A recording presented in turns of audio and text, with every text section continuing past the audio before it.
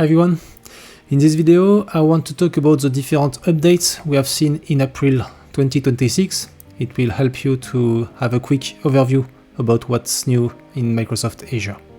Let's get started. Okay, so let's start with the first topic, AI agents. Microsoft Agent Framework 1.0 is now GA. It's for .NET and Python with stable APIs and an LTS commitment. The big deal, it's not single agent only, it has multi-agent orchestration, it supports multiple model providers, and it can interop across runtimes using the agent-to-agent A2A protocol. Now, on the managed side, Foundry Agent Service keeps expanding. There is like memory in preview now, and it's managed long-term memory that integrates with Agent Framework and LangGraph, so I don't have to stand up and scale a separate database just to remember things. Bring your own gateway in Foundry Agent Service is also GA, so my agents can invoke models outside Foundry, including models behind Azure APIM or Azure API Management, and I keep my existing governance. Hosted agents are in preview, which is basically my containerized code agent running in per session VM isolated sandbox, and Foundry handles scaling, lifecycle, observability, and identity. Then we have Foundry Toolkit for VS Code, formerly known as AI Toolkit. It's also in GA. I can create agents from templates or with GitHub Copilot, debug locally with traces, and then one-click deploy to Foundry. For Anthropic Cloud, Opus 4.7 is GA on Azure Databricks through Databricks AI model serving, if I am standardizing there. And here you have the complete list of what you have with AI agents now, if you want to take a look. Now we can move to Kubernetes and Containers, a lot of updates too. WireGuard in-transit encryption for AKS is now GA, so I get transparent node-level encryption for pod-to-pod and node-to-node traffic when I'm using Azure CNI with Cilium, and I don't have to change my apps. Podsider expansion in AKS is GA, and this one is one of those painful day-2 fixes. If my overlay cluster runs out of pod IPs, I can expand the pod range without rebuilding the cluster.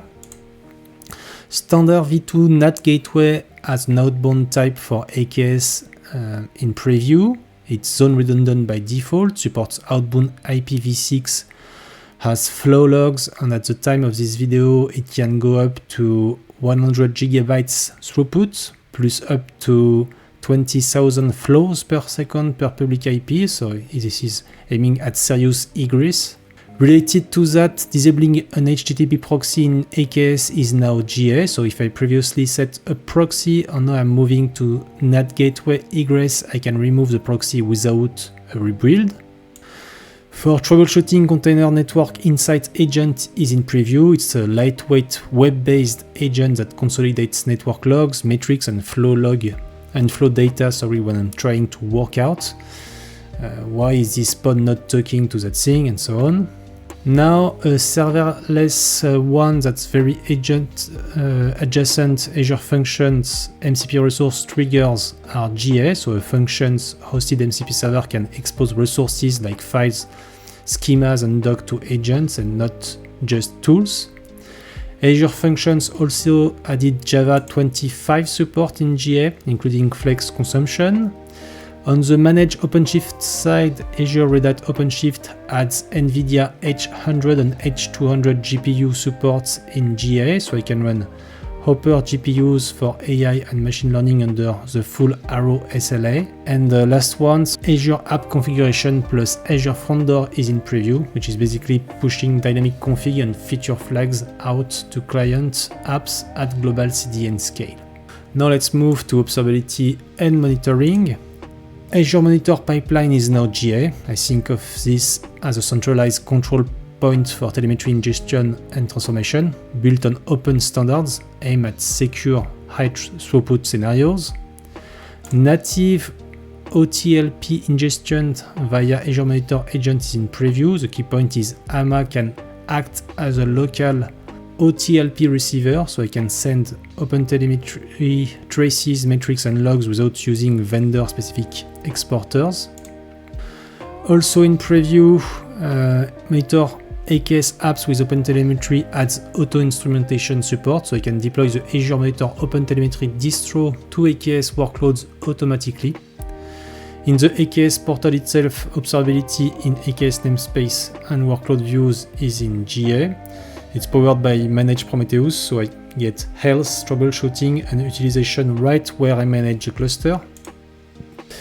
And also, Azure Monitor for Arc-enabled Kubernetes is GA for OpenShift and Azure Red Hat OpenShift, so the same monitoring approach works for hybrid and multi-cloud OpenShift clusters. Now let's talk about what is new with storage and networking. Smart tier for Azure Blob and Data Lake storage is GA, so instead of me writing lifecycle rules, it automatically moves data between hot, cool and cold tier based on usage patterns, and it's broadly available. Elastic-SAN also had a big maturation wave in GA. I've now got capacity auto-scaling based on utilization threshold.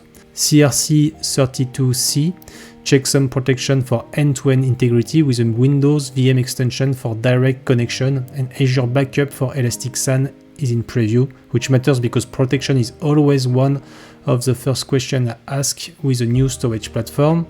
And at the time of this video, Elastic-SAN has a 99.99% availability SLA, so it's clearly positioned for important workloads.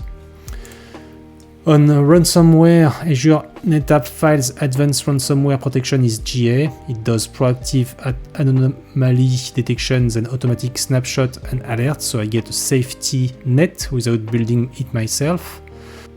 For Azure Files, granular encryption in transit controls for SMB and NFS are GA, so I can configure encryption per protocol instead of one blanket setting. For disk encryption, cross-tenant CMK for premium SSD v2 on UltraDisk is GA. That's useful if my central key management is in different intra-tenant, that's the subscription hosting workloads. On blob access control, prefix scoped user delegation SAS is GA, so I can scope a SAS token to a blob name prefix, which is a much more tighter least privilege story.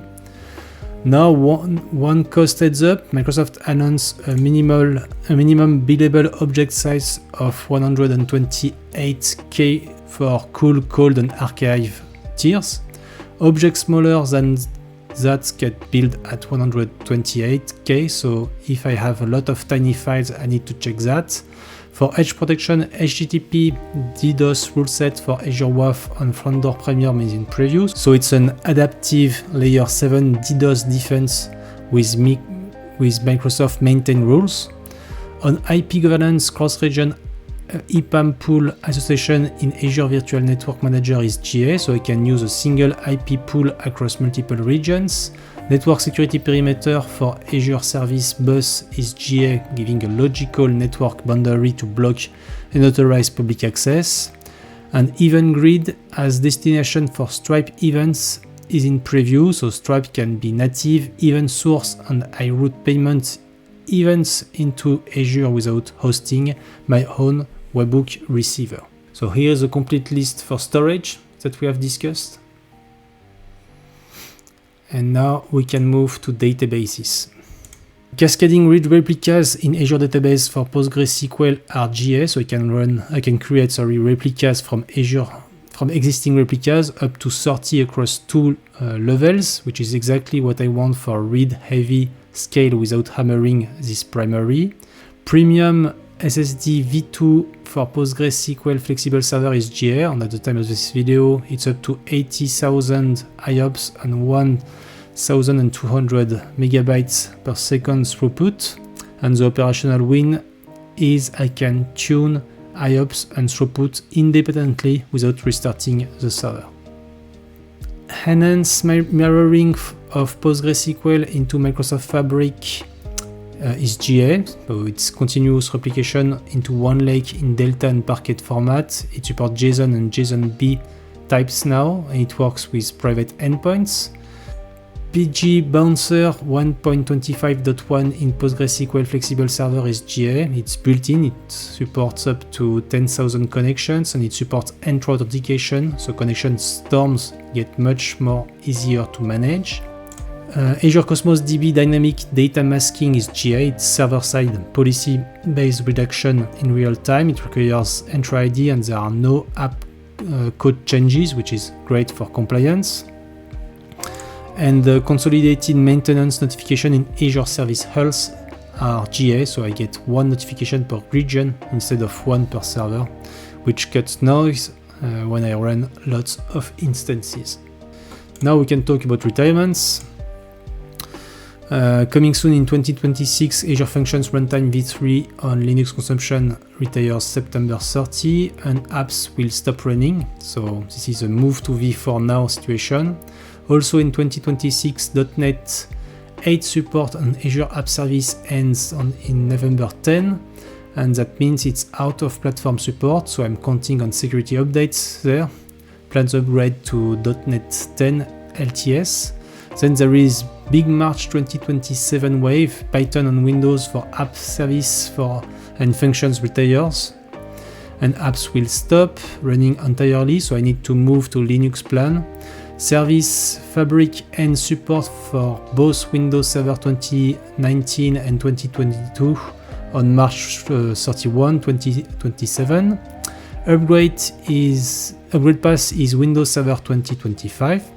Azure Managed Grafana Essential SKU retires the 30th of March 2027.